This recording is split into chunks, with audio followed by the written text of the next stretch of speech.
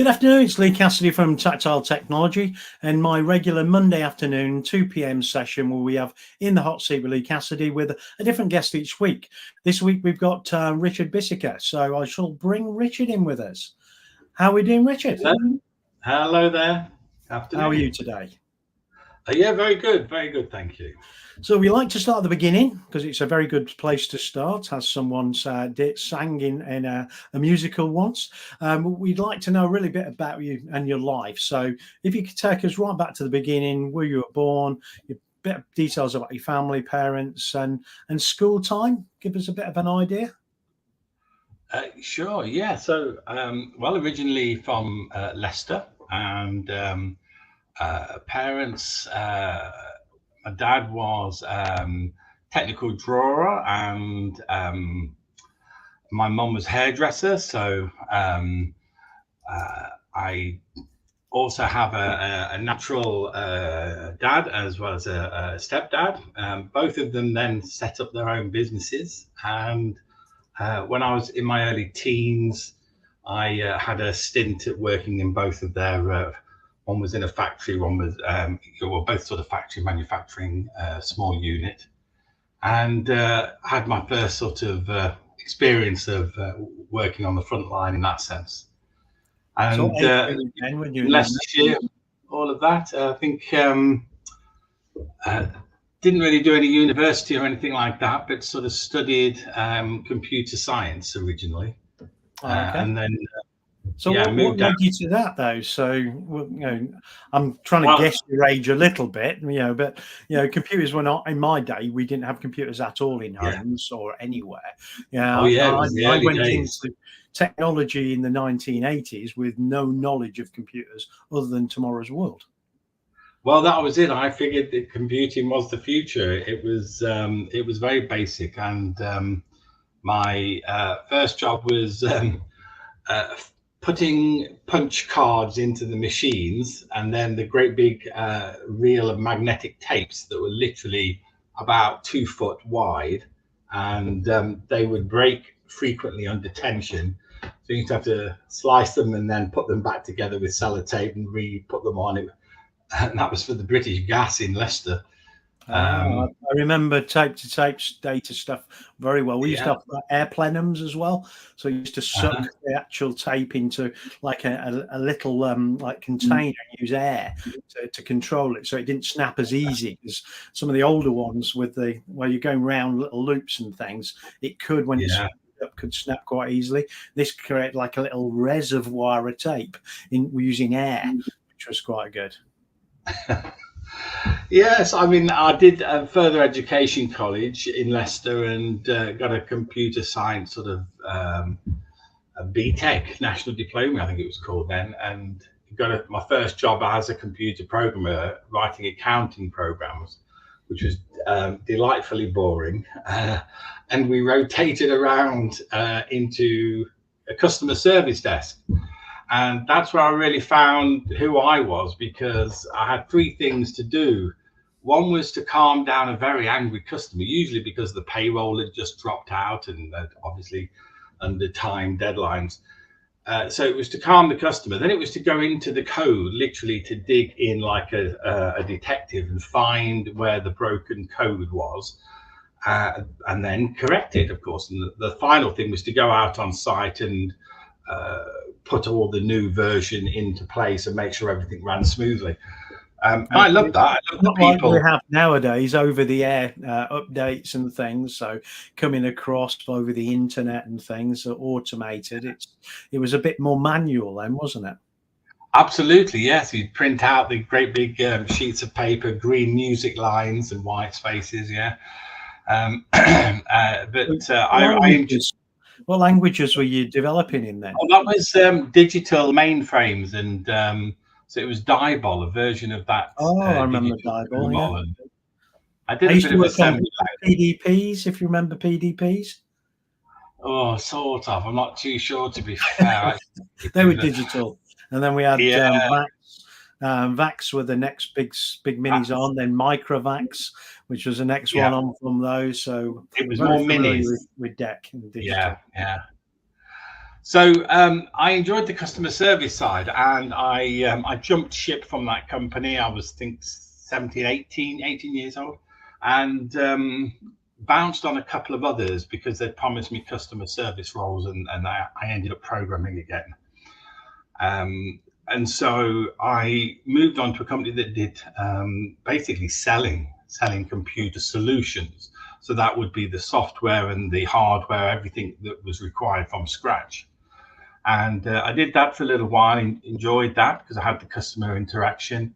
At one point, we found that we didn't have the system that this accountant required. And so my instruction was, well, go find what they need and negotiate a good buying price. So I did, and I negotiated the selling price. And there was a profit margin, which I can now clearly see, that was going to the boss. And it was only a small business, about 3 or 4 of us. And I thought, well, I could do that. I was turning 19 at that point, and I set up my own business and had a go at doing all of that. Made lots of mistakes, but I enjoyed it a lot. And the key thing about mistakes is never making the same mistake twice, isn't it? You use it as a learning experience, and don't do the same mistake twice. That's right. And I mean, and since then, of course, I listen a lot more than I used to, because you can learn from everybody else's mistakes, because I haven't got time to make them all myself. Yeah, very true. So yeah. So what did you call the business then? What was it called, and what was your focus? That was just called Bisiker Analysts, I believe, because it was sort of computer orientated, and it was about finding a solution, not just the hardware. It was actually listening to what the client wanted to achieve in their business, and then finding the best resources to match to give them that solution. And you think most IT companies would do that, wouldn't you? Yeah. But well, we tend to find this is the solution. Let's go and find people who need it, rather than listening to the customer's needs. That's right. Yes, it's fitting you into their boxes, but yeah. We had a bit of a downturn at that point. That was sort of late 80s, I believe, and I picked up somebody else. Some friends were doing some multi-level marketing businesses, and one opened up that was an English company, but expanded very successfully all over the world, America and Far East. And I could do that business in the evening, whilst then trying to still work on mine during the day. But the evening one took over. It was so much more successful, and I was still young and wanted to travel. So they just opened up in one of the places was called Malaysia. Now at that time I didn't even know where that was. I had to look it up. But I had fancied doing some traveling, and I thought, well, if I buy one of these Volkswagen minibus things and just go off to France, and as soon as I run out of money, I'll be straight back again. I figured if I go to the other side of the world, even if I make a mess of it, I'm going to have to work my way back, and that'll be an adventure in itself anyway. Yeah, so very true. I sold everything up, everything I had, literally just a few sort of bits and bobs that I left at my mum's, and got a plane ticket, an open ticket for a year. So all I had to do was to pay the airport tax if I really hit hard times. Kuala Lumpur, or was it? Yeah, to Kuala Lumpur. That's right. And again, fantastic adventure. Quite tough in the first week. Very, very unusual culture and environment to be in, but incredibly opened my eyes to the fact that there is no such thing as normal. We're all different. Everybody has got different values and opinions, and they all have a place and a context. So it made me much more broader and a lot more interested in people as well. Oh, okay. And the nice thing about that business was it was about helping other people to start businesses as well. So it was selling a product, but also giving them the chance to start up too. So is it like a franchise business, was it? Multi-level marketing, from the sense of their product was aftershaves, colognes, perfumes that were manufactured in France, but didn't have the big brand names. So you would either sell direct, or you would help a person set up a business, and then you'd help them grow, and you'd have a percentage of their work, their successes. Okay. Yeah, and I think to begin with, I wasn't too. I was still enjoying myself, but I did get to a point where there was no money left in the pot. It was about 3 months in, and it was a case of, do I go home with that £10 in my back pocket for the airport tax, or go back to the warehouse and buy stock? Okay. And it was one of those nights, one of those sleepless nights where it really was a turning point. It was a bit like burning bridges again. And I've done it a couple of times, but this time I was truly on my own, because there was no mobile phones really at that point. They were still very rare. Yeah, so we're talking 91 here, 1991. So yes, obviously I did go and invest the £10, and by the end of the day, turn it into 100. Went back. So what did £10 buy you then? So let's have a think about how you generated that £100. So £10 bought you what? How many bottles of what? Wow, that's a good question. It's testing your memory as well as your business acumen. Yeah. It would have probably bought me about 10 or 13, something, definitely less than 15 kits. So I would have gone around and sold those 10 or 15 kits to people, and that had generated me about £100, which I could then go back in and get the next stock in there. So it was about 15 sales, and they're all sort of one-on-one, face-to-face sales. So do you know who you sold them to? Were they individual people? Were they to businesses? Well, it was definitely on your feet. It was walking around the different shopping precincts, the different businesses, selling to the people that I just saw there doing. This was either for their own personal consumption or to put out in their stock on their shop front as well. So it was one or the other. So it's a bit like a brush salesman doing door to door, but with perfume. It was. Yes, it was. It was the old-fashioned sort of door-to-door thing. Yeah. But what did you learn from it? Do you think, from that first step into actually directly selling products like that? Yeah, it's cool. I've never really thought of it that far back. I think those things it was about attitude of mind. First of all, being in a place in your head that you want to be there, you want to be doing this, you want to be adding value to somebody as well, and you have more of an interest in what they're getting out of this, what they're achieving, than just you selling a product as such. So you had to sort of get yourself into the right frame of mind, listen to what the person was interested in, and then work out, in this case, how the product helped them do that. But obviously your questions are geared to finding out about them, and just learning about people. I mean, I made so many friends out there, so many connections. It was lovely. Yeah, because a lot of people forget that there's a lot of psychology in selling. It's not, I've got a product and this is the price, buy it. You've got to be positive about the product. You've got to ensure the person that you're selling to understands what you're selling and the value to them is. So there's a lot more to it than mechanics, isn't there, in selling? So I'm sure that's helped you as you've gone forward in your career as well, especially when it's so direct. Because I think sometimes we work for companies where we're effectively just processing orders, because the sale comes to us because we're either the only provider of it, or lots of people are telling people about what we've got. So we're not really selling, we're just responding to sales requests, aren't we? But you then were actually going to find the market, weren't you? Yeah, and that's the bit I loved about the people side of it.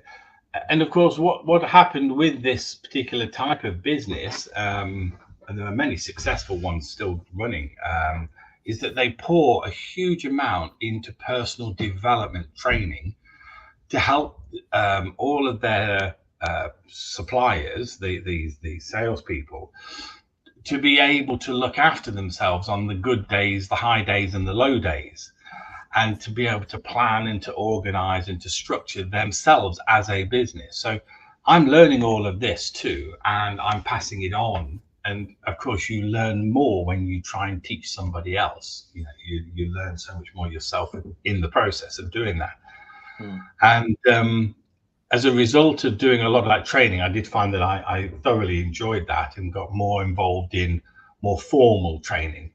And there were some issues with work permits and things like that. So I actually got connected with some formal colleges, private colleges, and started to train in computer science and then in management development. And if somebody asked me, could I train on this topic? It was a case of, obviously, yes, I can. And then I'd run out to the bookshop, buy the latest book that was there, come back, and then put something together around it, you know.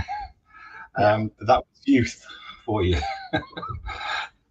But it worked well. It worked well because I'd say I had 3 years there and did lots of formal training, and now more in management development as well at that point. Was that with just one organisation or multiple organisations? There was one main one that I joined, but I had difficulties with the permits there, so I then moved on to a bigger organisation where that was not an issue, and that was supporting them on a master's level program as well. But so 3 years. That was developing the content as well as delivering it as well, then, by what you said about finding the books and putting it together. It was more than just taking a course they had and delivering it. It was actually the creation of the course content as well. Yeah, absolutely, yes. And as well as looking what's on the leading edge too. So I'm constantly learning and constantly putting that into practice, and then sharing that along too. Yeah, so you came to the end of 3 years then out in Malaysia. What happened next? Yeah, well, when I returned, I basically had got the bug for being a trainer, really, and so looked for positions to jump into to do that. Well, initially, I've always had a work ethic. So the minute I came back, I just jumped into a night shift in a factory, a warehouse, just to make sure the money was rolling in. Then I did a bit of a call center role, just to get away from the night shifts. And during that time, I wrote my first book on personal development, whilst I was having to study because nobody was offering jobs without the qualifications. And I had not gone through that route. I hadn't done university. I hadn't done any formal qualifications, done everything abroad. So I'd applied to Wolverhampton University. They were doing diplomas in training management and masters in human resource development. So whilst I was studying with them, I was doing other bits of work, getting the qualifications, did my first book on personal development, got that published.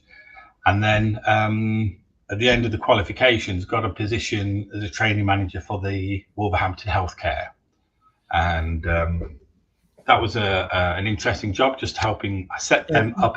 Before we go on to that job then, so tell us about the book. So how did you get the content for the book together? What were you trying to do with the book? Or is it, I just want to make a book? Or was there a specific thing that you saw that you knew that you thought other people would value? Well, for me, it was a real true labor of love, because I would slightly get frustrated when I'd see lots of wonderful personal development topics, but people were selling them as being, that is the answer to your success. And I looked at it and I thought, well, that's interesting. There's some great stuff in there, but it's one piece of a big jigsaw puzzle.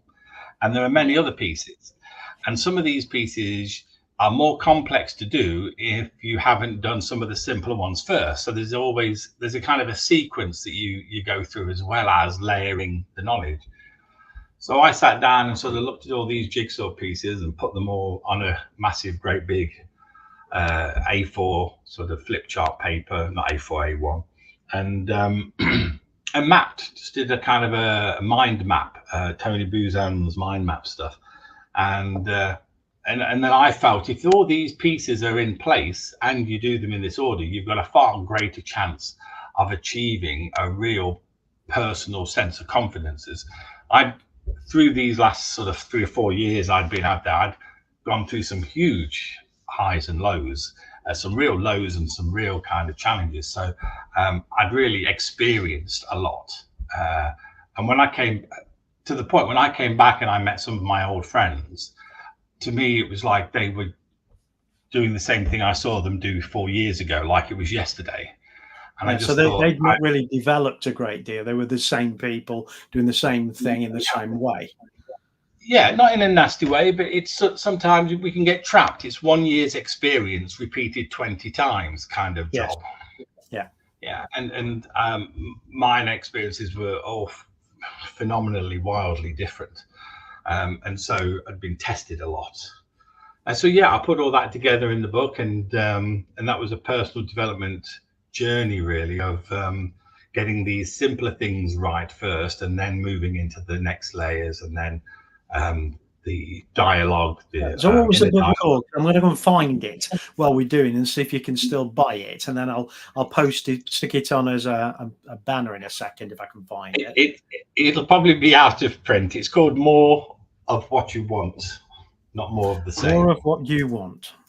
Yes, I shall see if you can find it out there. So you're more likely to find my second book. You start then Wolverhampton University, training manager. How did that work then? So that was Wolverhampton NHS. Yes. Oh, sorry, Wolverhampton NHS. You were looking at Wolverhampton University to learn about it, weren't you? But yeah, that's right. It was fortunate. Yeah. So I set the NHS Trust up as an approved centre to deliver leadership and management training programs with the Institute of Leadership and Management.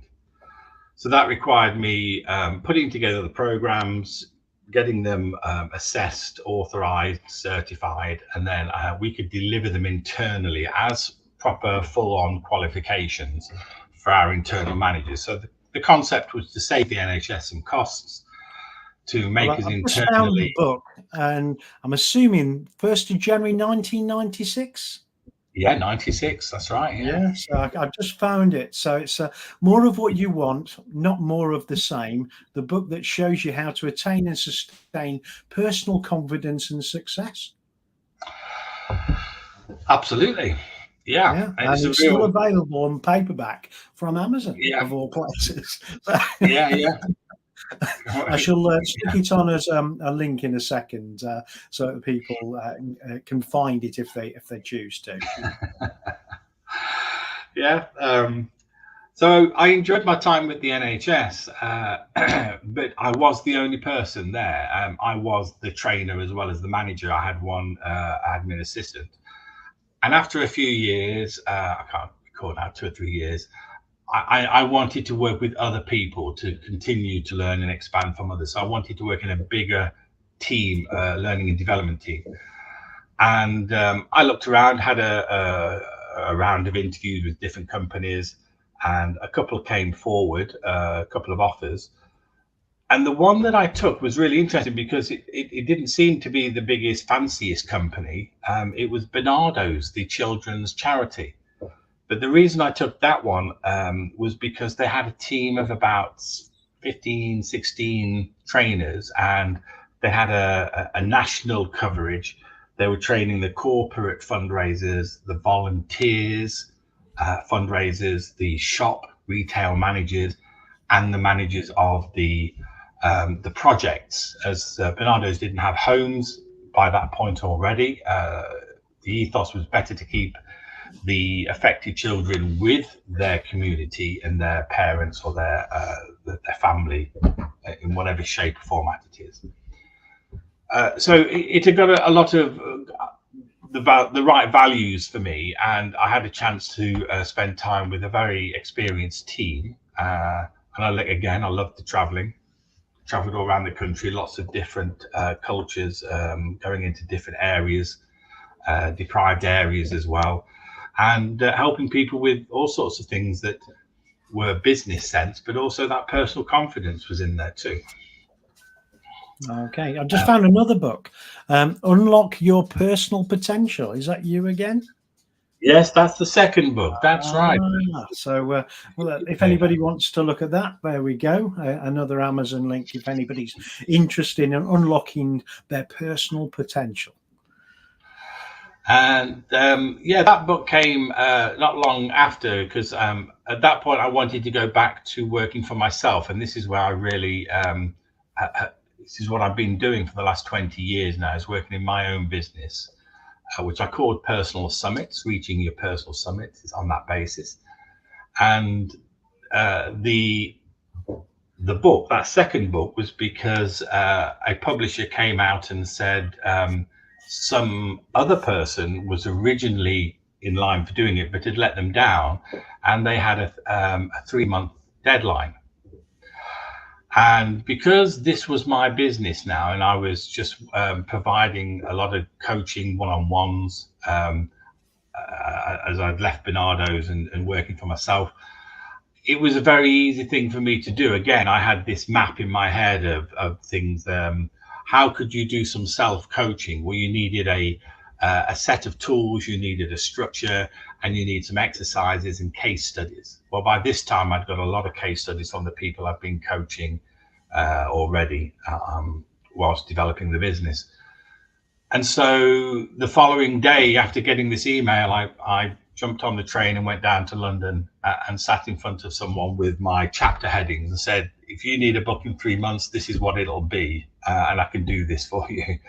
And again, for me, that was another acknowledgement about, if you want something, you just get up and do it. You do what has to be done. And for me, that was sitting in front of somebody with a list of what they needed, the detail, and then you go away. So they gave me the project, and within 3 weeks, I'd written everything I wanted to, as though it was a formal job, sort of like a project. But then it took the remainder of the 3 months to tidy it up, because your first draft is exactly that. Yeah. So within 3 months, they had it. You weren't creating this from scratch. This was your experience over many years, wasn't it? That you were effectively encapsulating into chapters within a book. So it's not quite the same as I'm dreaming it all up. This is what I've lived. This was I've experienced, but also what I've experienced with other people as well. Yeah. And the case studies were great fun too, because they were sort of real people who had gone through real scenarios. But I had fun applying all of my family and relatives' names to keep the anonymity. Oh, yes. Okay. Got to choose which person I assigned which name to which case study. So we're on to what you're doing now with Personal Summit then. So what was your real thing you wanted to do with Personal Summit when you started it, and what do you think you've been successful in doing over the last 20 years of doing it? Well, straight away, I set my own business up as an approved centre for the ILM again. And this time, I not only did the leadership and management qualifications, I added the coaching ones on, because coaching has now become more of a formal, recognised vehicle for supporting one-to-one development. So I was either in front of a group of people, lots of teams, lots of different companies doing training sessions with sort of 6 to 8 or 15 people in a room, training them on leadership or project management, any kind of sub-topic amongst that. And then individuals that wanted support in something to do with their career development, or a change in the way that they were achieving results if they were self-employed. I had quite a lot of people in that sense. And it was really very varied. And to me, it was not important what their goal was. It was important about how they performed psychologically as a person what foundations did they put underneath to support them, to help them understand their preferences and their styles, so that they could manage some of their barriers that were stopping them, their sort of self-sabotage barriers, and give them some structure for bringing in best practices, which may help them as well. Let's touch on that point about these self-imposed barriers then. So what would you say maybe the top two things that people do that effectively blows up their chances of being successful because they create their own barriers? What would you say the two biggest are, and have you got like a silver bullet for each and a way to overcome it? Yeah, well, there's a huge amount in that. There's sort of like, you can go right back to Socrates and all the Greek philosophers for all sorts of personality traits. And there's very little new, to be honest. It is interesting when you do go back. One of the critical ones you see a lot when you're doing any training is imposter syndrome, where people don't feel they should be there. They just think that they've ended up in this position because out of luck, not judgment, and they don't feel that they're actually capable of delivering on it as well. Yeah, and there's quite a bit of argument at the moment about, is it a syndrome, as in like a disease or a something you suffer from, and I, as many others, feel it is not. It's not a syndrome. It's something that is a perfectly normal, natural human trait to think, geez, what kind of muck have I got myself into here? How the hell do I get out of it? And if we start comparing ourselves to other people, we can have unrealistic expectations in that comparison. And it's very easy. Our mind is very powerful, so it can run away with itself in setting very high outcomes and assuming that we can just leap to it without recognizing, no, the people that are there have gone through lots and lots of little steps and experiences and gone up and down before they get there. And why would we do it overnight? It's so the dialogue in your from your own set of exposure to life, you bring up your own dialogue. The way you speak to yourself is incredibly powerful in both a negative and positive way. Our values that we tend to learn them from our environment rather than our choices. If you find yourself hanging around lots of negative people with low expectations and low values, it's very easy to take those on. If you find that's holding you back, we need to move into a different crowd.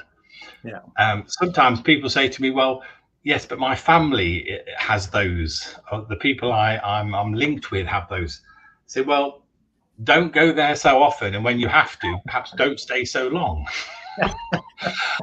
The rest of the time, put yourself in amongst those people that have very positive views of themselves, have very realistic outcomes and stages and steps, and have a very positive dialogue. And saying this it's easy to kind of go, yeah, that's great, but doing it for yourself, life gets in the way, and that's where coaching can be really great, is that it walks alongside you, helping you unravel some of those challenges as well. So there's that thinking, feeling, and acting, and it goes in that order. We have thoughts about what we're looking at or want to achieve, and that generates a feeling. And that feeling is your gut feeling, maybe your instinctive feeling, and that's very powerful because it's the feeling that will motivate you or demotivate you. And you find those are some of the critical things that people struggle with when you're dealing with them, on a day-to-day basis. What are some of those things? What are the key ones that you see then? Is it that negativity coming from, but they don't feel that they're capable, or because they've from their environment they've created that negative perspective of themselves, or as I've grown in my own experience and sort of settled more working with people at director level or people moving into director roles, the types of things that they're more commonly experiencing are things where they are feeling as though they don't have enough information as everybody else, that they are more qualified, have more experience, that dealing with different personality traits, dealing with difficult people, getting teams of people to do things the way they would like, or to actually deal with the different types of personalities in teams. And another key trait as well that I see we have a lot of conversations about is getting results through other people. One of my favorite analogies of that is you're moving from being a specialist musician in the orchestra to going up front and standing on the podium and being the conductor. And instead of you running around now and playing all of the different instruments in your business, you're now the conductor, bringing people in, slowing them down, giving the pace, making sure, stopping and checking if people need more work in the rehearsals. And that's the conductor's role, is bringing the whole symphony together, rather than trying to run around and do it all individually. And so there's so many different elements that fall out of that to do with their own personality, working with others as well. Yeah. Well, and I think some of the things you mentioned before about the structure that supports it as well, the foundations, business processes, things like that, sometimes they're missing. So you move from an organization that's very structured and it's got everything set out, you move to an organization that isn't. Sometimes it feels like the rug's been pulled beneath your feet and you've got nothing to support you, isn't there? That's another challenge I would assume you see. Yeah, so I mean, if I'm working with a person that's just moved into a new director role, we go through typically doing profiling first, understanding themselves, and in the act of doing that, understanding other people's profiles, and then talking about strategies for which people they need to get more results from, which people they can use to bring forward to develop them, so that they're not being held back. So we talk about how they're getting the best from their teams, and then we talk about their structure. What do they need to do for the business? How are they thinking about risk management, thinking about the leading edge or what's around the corner? So as a coach, I'm prompting them with scenarios to consider, and then looking at how they're currently dealing with it, giving more breadth of other ways, and then letting them choose what works best for them. And then you go out and do it and talk about the feedback, what actually happened, and then you kind of do the process again and expand it. So I think sometimes a lot of organizations don't have the metrics to understand how successful they are, whatever those metrics might be. And we talk about things like KPIs, key performance indicators. A lot of businesses have got two key ones, revenue generation and profitability, and those are the only two they think of. But actually underneath that, there's a lot of other things that measures how successful that business is, and also the individuals that are contributing towards that business as well. Yes, exactly, and that's a more of a key part of the things I do with a business owner. So they already are the director as such, but they're expanding their business. Some of the bigger businesses use balanced scorecards, which has been around for a long time, looking at different parts of the business for your key indicators. And others use things like this Net Promoter Score, the NPS or ENPS for the employee satisfaction as well, when you've got a lot of employees. And again, different people argue, how long are you monitoring those performance indicators? Because are they lead or lag? So if you're monitoring something after it's happened, well, it's happened. So what is the lead activity that happens in order to get the performance, and can we monitor that? And if it's actually working okay, why are we still monitoring it? Because that takes time and energy. Let's look at something else you want to grow. So changing your KPIs that are lead measurement activities. And these are all things that I sort of challenge people with in the coaching, and we explore their business. And I find it fascinating. That lead piece, there's more chance of you changing the outcome if you're measuring that than if you're measuring something that can't be changed because it's post the activity. Especially in a sales type environment, you need to know what you can do about making sure you get the sale rather than find out how you lost it. It's much better, isn't it? Yes, and that's a great analogy with a good accountant. If your accountant sits down with you in the third quarter of your year and helps analyze the business, you've got a chance of wrapping things up the best way you can at the end of the year. If your accountant, you only see them 9 months after before you need to submit to HMRC, you're just looking in the rearview mirror. Yeah, very true. Very true. It's all sorts of things like that. So, we spoke earlier about time and that, and you won't be very long. We're hitting 40 minutes at the moment, and I still think there's quite a lot that you can tell people about what you can do. But I think one of the key things that would be really useful for a lot of people is, some of this anecdotal piece about, what you've done with what type of organisation, the kind of outcomes. So, have you got any, a couple of good examples of what you've done, in the recent past or at the moment that can give people a bit of a picture of how you can help? Yeah, I do quite a bit with family companies, small companies, and one fairly recent one was the owner was getting to a point of retirement and had a member of their family, their son, in the business, but also 3 other good directors as well.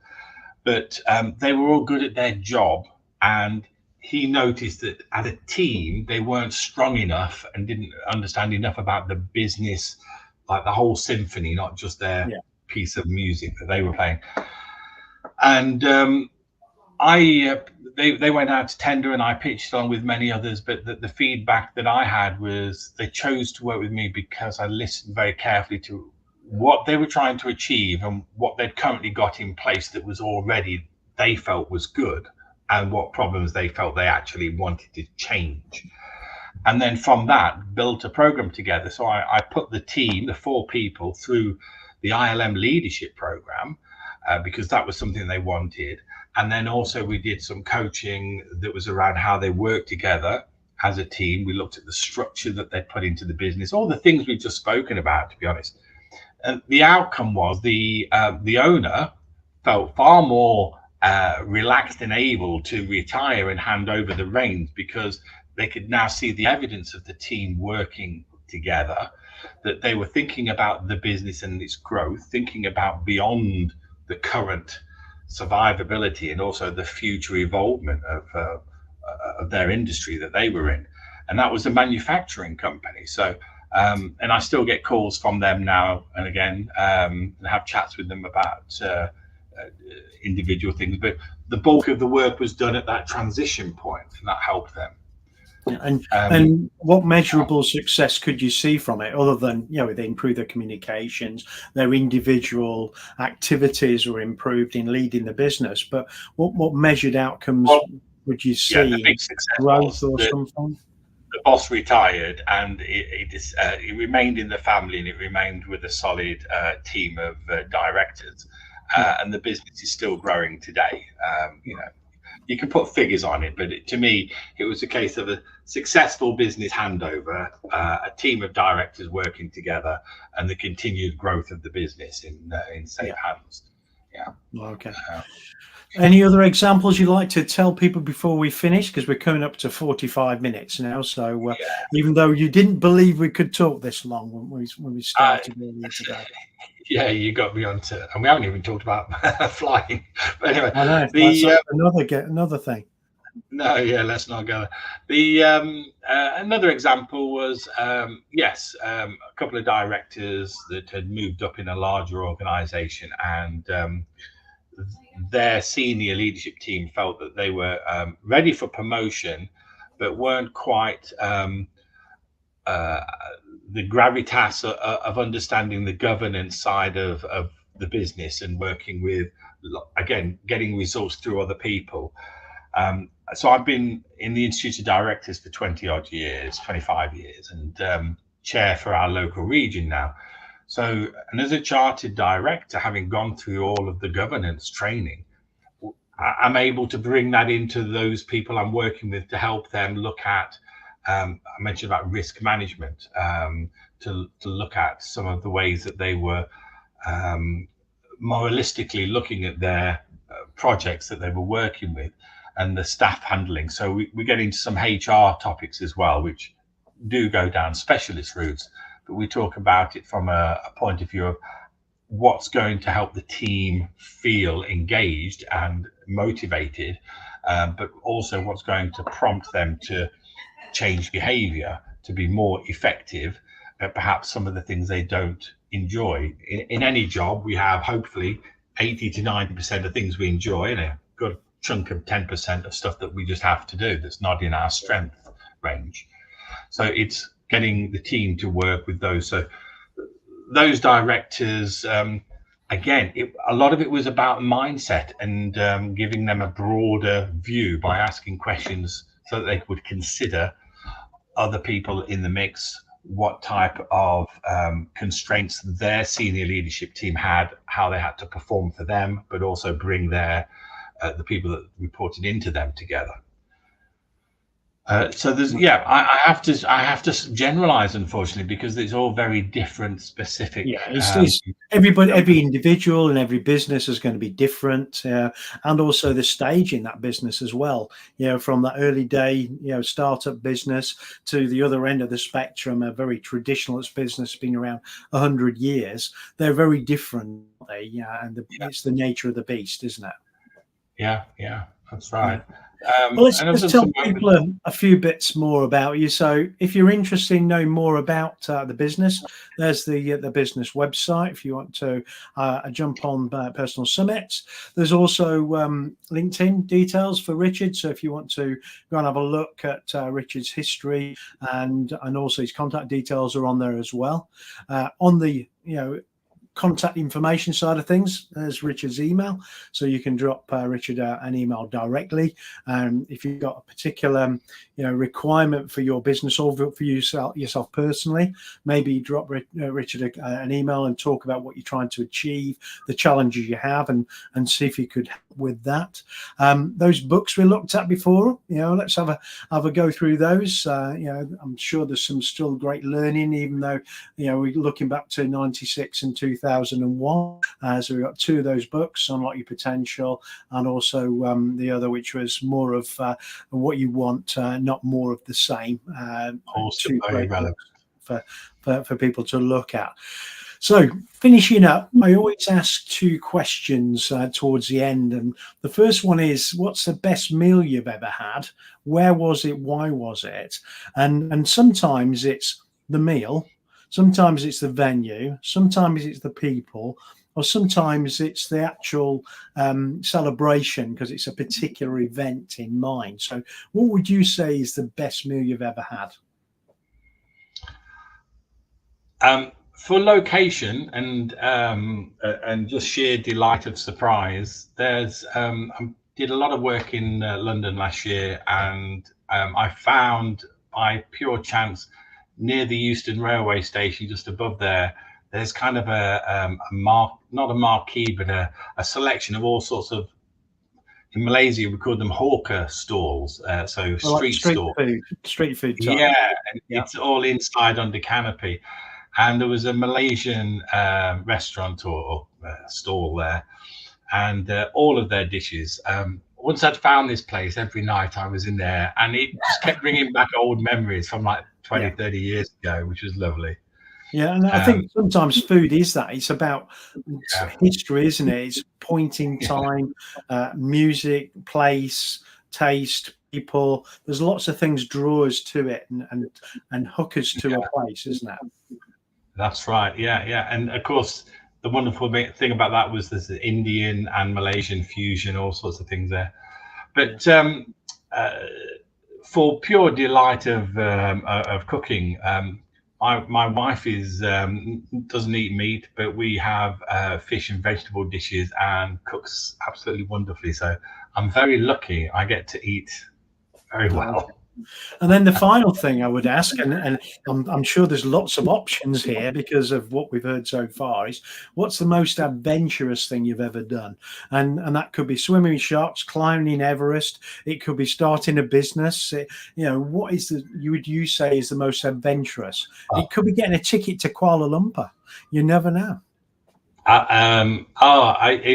Once I got into doing adventures, I've never stopped. So there's lots of medals behind me. They're all indicating one adventure or another, and also behind me some pictures of planes as well. So my best adventures is last year I flew myself down to Spain in my Piper Comanche. So we zigzagged across France and Spain, and that was to see my mum, who lives down there, who's sadly passed away at the beginning of this year. So it was a very special trip, and we had a super adventure doing that.